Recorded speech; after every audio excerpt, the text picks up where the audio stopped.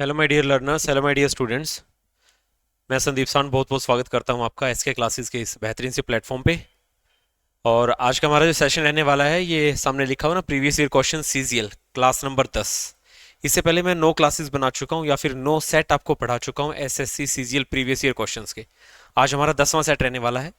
हर एक सेट के अंदर 25 क्वेश्चन हमने पढ़े हैं। आज फिर से most important 25 question previous year के सीजीएल के पढ़ने जा रहे हैं। ठीक है, चलिए स्टार्ट करते हैं हमारी आज की क्लास को।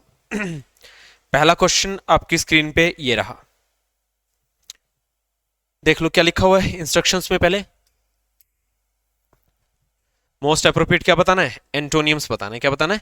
एंटोनियम्स बताना है। चलिए बताइए, ये रहा, शाबाश, बताओ। Social economics is a Meta discipline in which economics is entrenched in social political and cultural behaviours.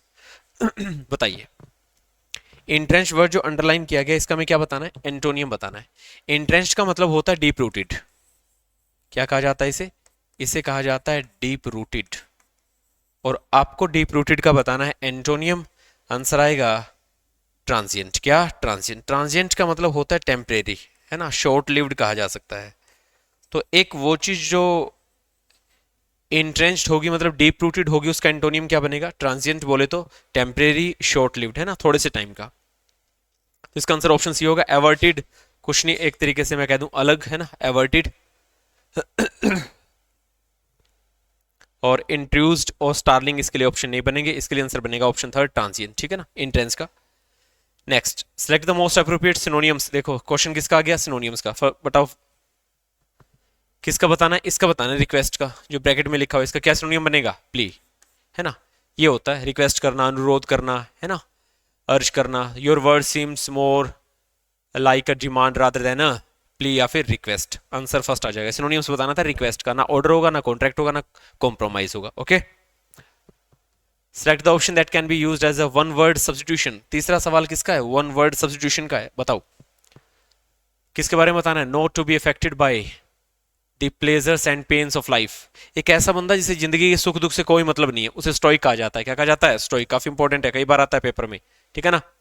तो सीता जो है वो क्या नजर आ रही है? स्टोइक नजर आ रही है। Not to be affected by pleasures and pain of life, है ना, जिंदगी के अंदर सुख दुख आए उस बात से कोई लेना देना उसको नहीं है ना। पैसिव आलसी होता है। Most appropriate meaning of the given idiom. Idiom का मीनिंग बताना है। कौन सा ईडियम है? Red tap. रेड टैप जानते हो क्या होता है? इसे वैसे हिंदी में कहते हैं लाल फीता शाही, लेकिन रेड टैप एक ऐसी ऑफिशियल फॉर्मेलिटीज होती है जो हद से ज्यादा होती है ना। आदमी को जो बहुत ज्यादा चक्कर कटवाए जाते हैं ना, ये डॉक्यूमेंट लेके आओ, ये डॉक्यूमेंट लेके आओ, आधार कार्ड नहीं है, पैन कार्ड नहीं है, फैमिली आईडी नहीं है, ऐसा है वैसा है, वहां से सिग्नेचर करवाओ, सरपंच से करवाओ, नंबरदार से, है ना। तो वो होती है बेटा क्या? सेकंड ऑप्शन, ऑफिशियल रूल्स और and bureaucracy that make it difficult to do something, है ना। बहुत सारे ऑफिशियल रूल्स और ब्यूरोक्रेसी जो किसी काम के लिए अड़चने पैदा करती है, उसे रेड टैप कहा जाता है ना। सेकंड आएगा। Select the most appropriate option to fill in the blank. Filler का क्वेश्चन आ गया। इधर ही इज मैड, या तो वो पागल है, और फिन्स, या वो ढोंग रचता है, या वो दिखाना चाहता है क्या? मैडनेस, पागलपन। या तो वो पागल है या फिर वो पागलपन का ढोंग रच रहा है ना। फिन्स का मतलब ढोंग रचना। सेकंड आंसर आ जाएगा madness. That can be used as one word. फिर से कुछ का क्वेश्चन आ गया बेटा, वन वर्ड का सवाल आ गया। देखो क्या पूछा है। Having a feeling of guilt, है ना। गिल्टी जैसी फीलिंग आए। गिल्टी जैसी फीलिंग को क्या कहते हैं? रिपग्नेंस। क्या कहते हैं बेटा? रिपग्नेंस कहते हैं। इसका मतलब ऐसे हेटर्ड होता है, नफरत होता है ना। गिल्टी जैसे फीलिंग होना कि कुछ कसूर हो गया, अपने आप से नफरत होगी, है ना। तो इसका आंसर आ जाएगा फोर्थ। ठीक है। Choose the incorrectly split word.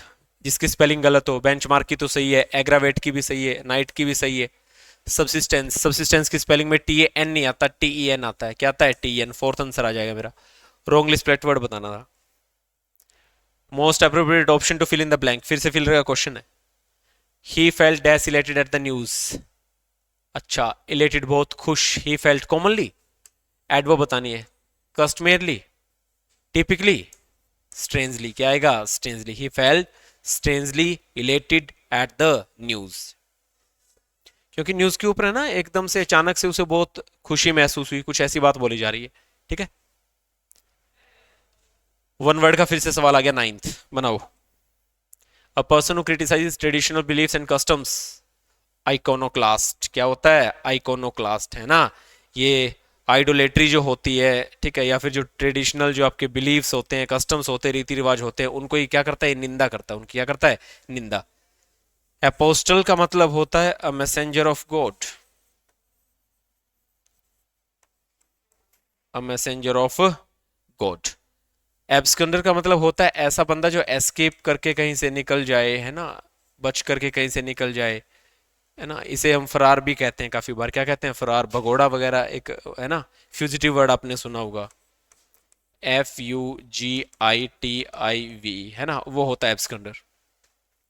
Heretic वो बंदा होता है जिसके बिलीव्स के ऊपर, जिसके मैं बोलता हूँ कस्टम्स के ऊपर कोई विश्वास नहीं करता, है ना, जिसके बिलीव्स और कस्टम्स रोंग बता दिए जाते हैं, ठीक है, बहुत ज्यादा लोगों के द्वारा कि ये पाखंड कर रहा है, ठीक है ना, वो होते हैं हेरेटिक, ठीक है ना। तो एक ऐसा बंदा जिसके बिलीव्स को, जिसके कस्टम्स को रोंग बता दिया जाए, मोस्ट पीपल, है ना, ज्यादातर लोगों के द्वारा, तो वो हेरेटिक होता है। क्या होता है, हेरेटिक। लेकिन एक ऐसा बंदा जो खुद क्या करता है, कस्टम्स और ट्रेडिशनल बिलीव्स को क्रिटिसाइज करता है, वो आइकोनोक्लास्ट होता है। क्या होता है, आइकोनोक्लास्ट। हमारा आंसर डी आएगा अभी, फोर्थ। पैसिव फॉर्म बनानी है गिवन सेंटेंस की, बना दो भाई। He drank a lot of coffee before the marathon. अच्छा, मैराथन से पहले बहुत ज्यादा कॉफी पी गया था वो, तो अ लॉट ऑफ कॉफी तो क्या बनेगा, ऑब्जेक्ट बन जाएगा, ठीक है। Was drunk by him, was, ठीक है, drink drank drunk, drink drank drunk, है ना। बात पास्ट की, इज कैसे लगा दोगे, वॉज ड्रंकन नहीं होगा, हैड भी नहीं आएगा, ऑप्शन फर्स्ट बिल्कुल सही बनेगा। A lot of coffee was drunk by him before the marathon. Passive voice के लिए बी के साथ वर्ब की थर्ड फॉर्म का आना जरूरी होता है, ड्रिंक ड्रैंक ड्रंक, है ना। और बात पास्ट की थी, वॉज आ गया, फर्स्ट ऑप्शन बिल्कुल राइट है। Select the option that expresses the given sentence in passive voice. They flu a kite in the evening, है ना, सिंपल पास्ट है। A kite was phloem bye them in the evening, है क्या कहीं पे, phloem bye them in the evening, fourth सही answer आ गया, है ना। पैसिव फॉर्मेशन बनानी थी। मोस्ट अप्रोप्रिएट सिनोनियम्स बताना है, देख लो भी, बताना है तो। किसका, गाइल का। The young fellow was an innocent and without गाइल, ठीक है। जो साथी था, जो फेलो था, वो क्या था, इनोसेंट था, बड़ा मासूम था। विदाउट गाइल मतलब जिसका कोई कसूर नहीं था ना, बिना छल कपट के। असल में इसका सिनोनियम्स बताना था, है ना। गाइल का मतलब धोखा, छल कपट, डिसीट होता है ना। तो इसका हमें सिनोनियम्स बताना था। गाइल का क्या आएगा, डिसीट आ जाएगा, छल कपट धोखा होता है। इनकरेक्टली स्प्लिट वर्ड बताना है। मस्ट की स्पेलिंग सही है, डिसाइड की स्पेलिंग सही है, एंजल की स्पेलिंग सही है, एक्सटर्नल की स्पेलिंग गलत है, और हमें रॉन्गली स्प्लिट वर्ड ही बताना था, एक्सटर्नल, TERNAL आएगा। थर्ड आंसर आ जाएगा मेरा, option that can substitute the underline segment in the given sentence. Most appropriate option बताना है जो अंडरलाइन सेगमेंट को सब्स्टिट्यूट कर सकता है। द स्टूडेंट वान ऑन, बेटा वान के साथ ऑन नहीं आता, प्रेपोजिशन अगेंस्ट आती है, one against coming late to the school, है ना, कि स्कूल लेट आ रहे थे, उसको लेकर स्टूडेंट्स को क्या किया गया, वान किया गया। वान अगेंस्ट होता है, इन नहीं होता, है ना, ऑन नहीं होता, ये गलत है, ऑप्शन फर्स्ट आएगा। मोस्ट अप्रोप्रिएट मीनिंग बताना है अंडरलाइन ईडीएम का। देखो किसका सवाल है, नेक्स्ट ईडीएम का क्वेश्चन है, बता दो भाई क्या मीनिंग होगा अंडरलाइन ईडीएम का, बता दोगे। Let's know what you think in black and white, हमें बता दो तुमने क्या सोचा, ब्लैक एंड व्हाइट में बता दो, मतलब राइटिंग में लिख के बता दो कि ये चीजें मैंने सोची है। इन ब्लैक एंड व्हाइट को कहते हैं इन राइटिंग, क्या कहते हैं, इन राइटिंग कहते हैं, है ना, लिखित रूप में, सुना होगा ना हिंदी में, लिखित रूप में। नेक्स्ट क्वेश्चन है rearrange the parts of sentence in correct order. अच्छा, जंबल सेंटेंस आ गया, रीअरेंज करना, बताओ। द एब्सेंस ऑफ, ये फर्स्ट लाइन है, अभी भी क्यों, इन चारों को अरेंज करना है, अरेंज करो।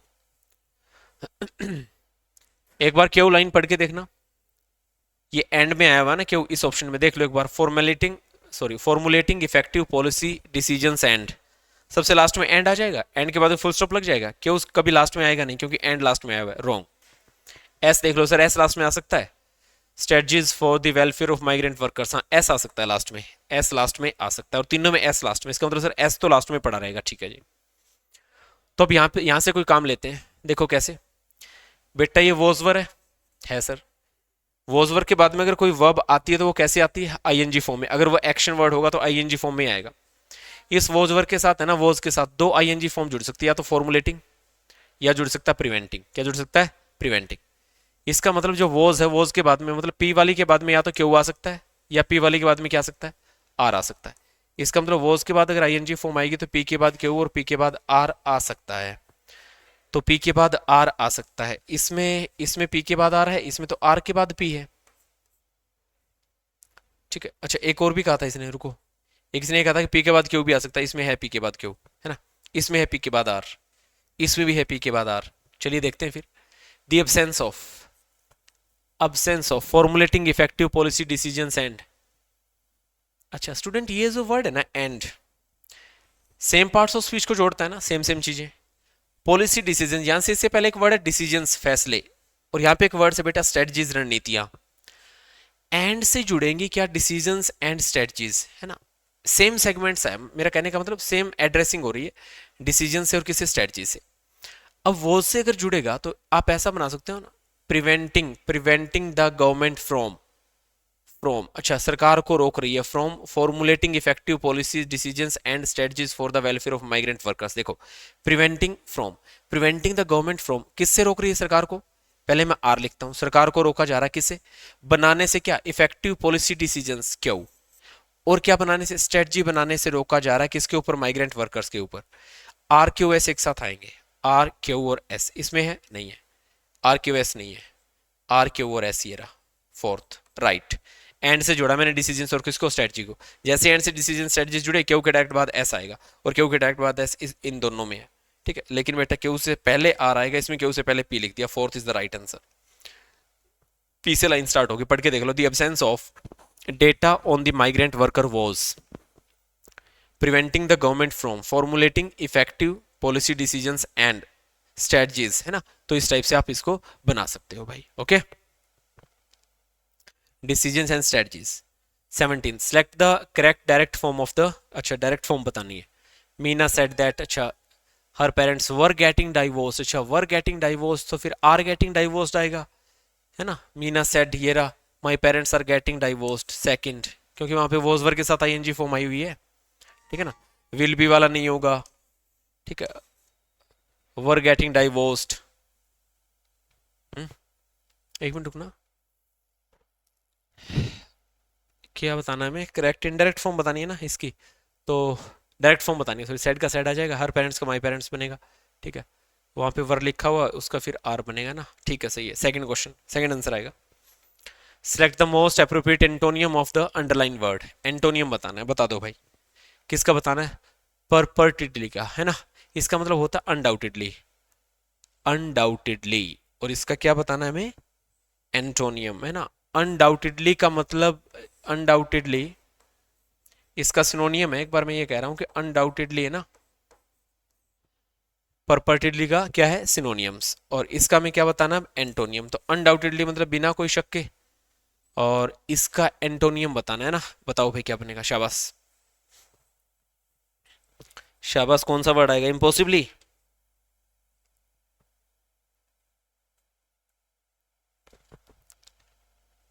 देखो बिना कोई शक के था तो पॉसिबिलिटी ज्यादा थी, आंसर इम्पॉसिबली, क्या जाएगा, इम्पॉसिबली, है ना। तो बिना कोई शक के, और इसका मतलब इम्पॉसिबली हो जाएगा, है ना। एंटोनियम बताना है, ठीक है। अनडाउटेडली का मतलब पक्के में आ गया, ठीक है, जिसकी पॉसिबिलिटी ज्यादा है, जिसकी पॉसिबिलिटी ज्यादा है उसका पॉजिटिव इम्पॉसिबली होगा। 4 segments, identify the segments that contains a grammatical error, क्या बतानी है, ग्रामेटिकल एरर बतानी है, बताओ। The students usually ask for, the students usually ask, अरे गलती मिल गई, स्टूडेंट्स प्लूरल नाउन है ना, प्लूरल सब्जेक्ट है, प्रेजेंट डेफिनेट टेंस है, आस एस कैसे आ जाएगा, अकेला आस्क आएगा, है ना। जब प्रेजेंट इंडेफिनिट टेंस होता है, सब्जेक्ट प्लूरल होता है, तो वर्ब के साथ ऐसे नहीं आता है ना, नेचुरल फॉर्म आती है वर्ब की, वी1 आएगा, प्लूरल फॉर्म आएगी ना, आस्क आएगा। Split into 4 segments, identify the segment grammatical error, फिर से ग्रामेटिकल एरर का क्वेश्चन है। One of the major challenges he faced during his undergraduate days were the shortage of money, अच्छा सबसे बड़ा चैलेंज जो था, उसके बहुत सारे चैलेंज में से वो था कि उसके पास पैसे की कमी थी।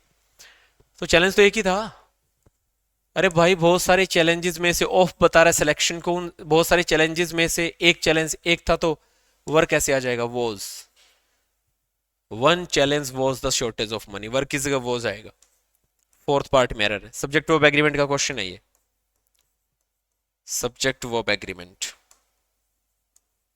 वन ऑफ, ठीक है ना, each of, either of, neither of. In the following passage, some words have been deleted. Read the passage carefully and select the most appropriate option to fill in the each blank. अच्छा जी, ये लो cloze test, cloze test आ गया जी, बनाओ। Being constant, repeating a task or action or performing an activity without a stop or interval.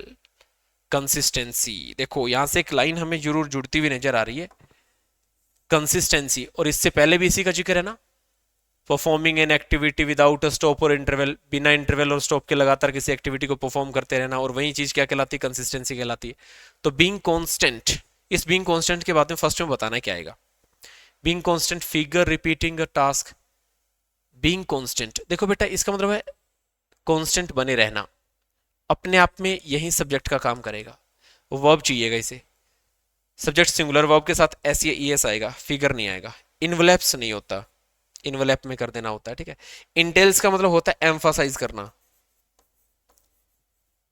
Emphasise करना, किसी बात पे जोर देना, किसी बात पे जोर देना, इनिशिएट होता है शुरुआत करना। लेकिन ये कहता है बीइंग कांस्टेंट इंटेल्स रिपीटिंग अ टास्क और एक्शन, ये कहता है कांस्टेंट होना एक बात पे जोर देता है क्या, कि या तो वो टास्क बार बार रिपीट हो रहा है ना, और या फिर performing in an activity without stop, या फिर उसका मतलब है कि कोई एक्टिविटी बिना रुके परफॉर्म की जा रही है।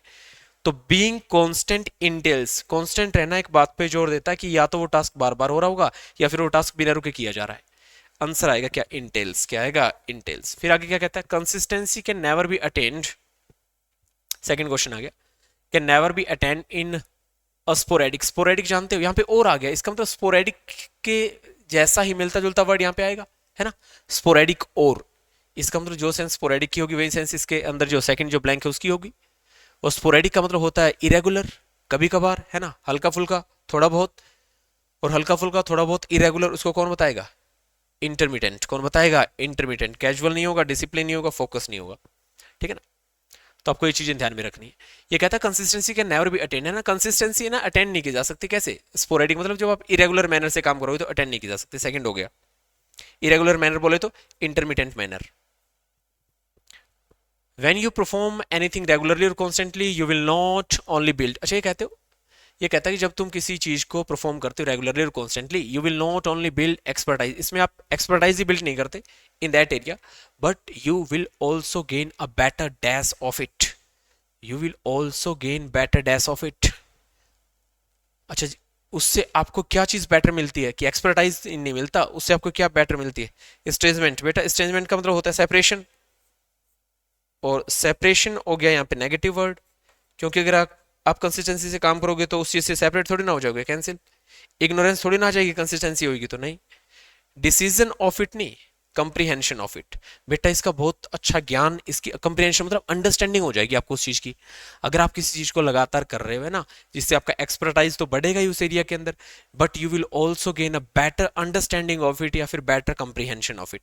और ये बात आगे लिखी भी गई है, कहाँ पे, ये रहा, दिस इनहेंस्ड कंप्रीहेंशन, ये आपकी बढ़ी हुई समझ, ये आपकी इंक्रीज हो चुकी समझ, उसको कहा गया है दिस इनहेंस्ड कंप्रीहेंशन।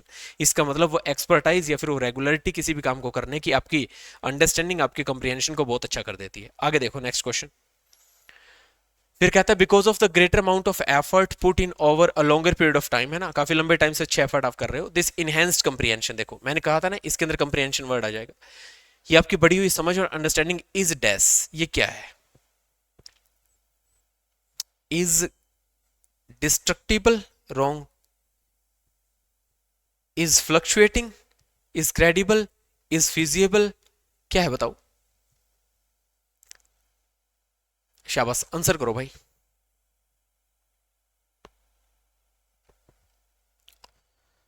अच्छा, अगर इतना ज्यादा एक्सपीरियंस हो गया किसी काम एक्टिविटी में, तो अब भी आपकी this enhanced comprehension comprehension is fluctuating, नहीं, फिजिएबल, और बेटा फिजिएबल का मतलब होता है बहुत हद तक संभव, है ना, पॉसिबल, फिजिएबल को कहा जा सकता है seemingly true,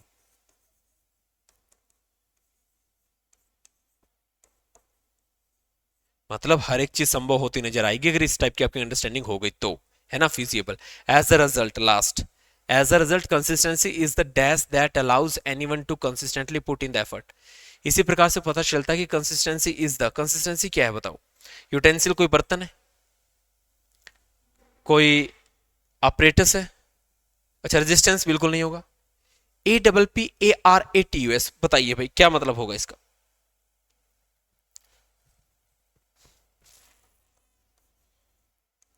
number of instruments, क्या, नंबर ऑफ इंस्ट्रूमेंट्स, अब इसने क्या लगा रखा है, दैट अलाउज, मतलब ये जो दैट बनेगा यहाँ पे रिलेटिव प्रोनाउन, ये यहाँ पे जो ब्लैंक में आएगा इसको कॉपी करेगा, आगे वर्ब आई हुई है सिंगुलर, इसका मतलब सब्जेक्ट चाहिएगा सिंगुलर, ऑपरेटर्स होता है अपने आप में प्लूरल नाउन आएगा नहीं क्योंकि फिर ये अलाउ वर्ब लेगा, अलाउज कैसे आ जाएगा, यूटेंसिल मैंने पहले कैंसिल करवा दिया, रेजिस्टेंस नेगेटिव सेंस दे रहा है, इंस्ट्रूमेंट, क्या instrument, as a result consistency is the instrument that allows anyone, है ना। तो इस प्रकार से आपका था बेटा क्लोज टेस्ट, ये आपके 25 क्वेश्चंस होते हैं कंप्लीट, ओके। और ये थी हमारी एसएससी सीजीएल क्लास नंबर 10, ठीक है। थैंक यू सो मच, मिलते हैं नेक्स्ट क्लास में, ओके।